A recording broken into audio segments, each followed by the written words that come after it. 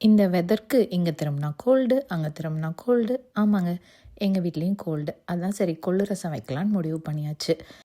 1/2 cup கொள்ளு நல்லா பொன்னிறமாக செவக்கிற மாதிரி ட்ரை ரோஸ்ட் பண்ணிவிட்டு மிக்ஸி ஜாருக்கு ட்ரான்ஸ்ஃபர் பண்ணிடுங்க. 1 டீஸ்பூன் மிளகு, ஒரு பச்சை மிளகாய், 1 டீஸ்பூன் ஜீரகம், 1 டீஸ்பூன் மல்லி விதைகள், 4 to 5 பல் பூண்டு எல்லாம் ஆட் பண்ணி கொஞ்சம் கொரகொரப்பாக கிரைண்ட் பண்ணி எடுத்துக்கோங்க. மிக்சர் ரெடியானதையும் ஒரு பேன் அடுப்பில் வச்சு 2 டேபிள் ஸ்பூன் ஆயில் ஆட் பண்ணிக்கணும். நான் இங்கே வந்து நல்லெண்ணெய் யூஸ் பண்ணிக்கிட்டேன், ஏன்னா அது கொஞ்சம் சளிக்கு ரொம்ப நல்லதுன்னு. 1/4 டீஸ்பூன் கடுகு, 1/4 டீஸ்பூன் உளுத்தம்பருப்பு, 1/4 டீஸ்பூன் வெந்தயம், 2 வரமிளகாய், கொஞ்சம் கருவேப்பிலை ஆட் பண்ணி நல்லா தாளித்து விட்டுக்கோங்க. நான் வந்து குழந்தை சாப்பிடுன்னு சொல்லிட்டு 2 வரமிளகாய் ஆட் பண்ணேன். உங்கள் காரத்துக்கு ஏற்ப மிளகாயை ஆட் பண்ணிக்கலாம் நீங்கள்.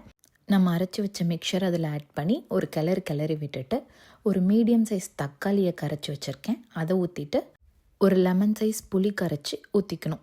இம்மீடியட்டாக 3 கிளாஸ் ஆஃப் வாட்டர்ஸ் ஆட் பண்ணிக்கோங்க. கொள்ளு வந்து கொஞ்சம் வெந்து வரவில்லை திக்னஸ் வரும், அதனால் தண்ணி உங்களுக்கு எவ்வளோ தேவையோ அவ்வளோ ஆட் பண்ணிக்கோங்க.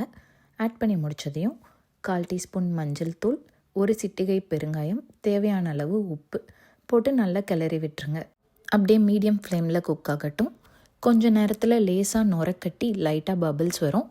அந்த டைமில் குட்டி குட்டியாக கட் பண்ணி வச்சுருக்க மல்லி இலைகளை தூவி ஒரு 2 மினிட்ஸ் மீடியம் ஃப்ளேமில் ரசத்தை கொதிக்க விடுங்க.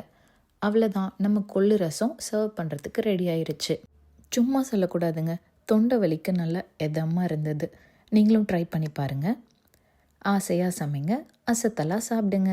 பாய் பாய் ஃப்ரம் தமிழ் பொண்ணு இன் ஜெர்மனி.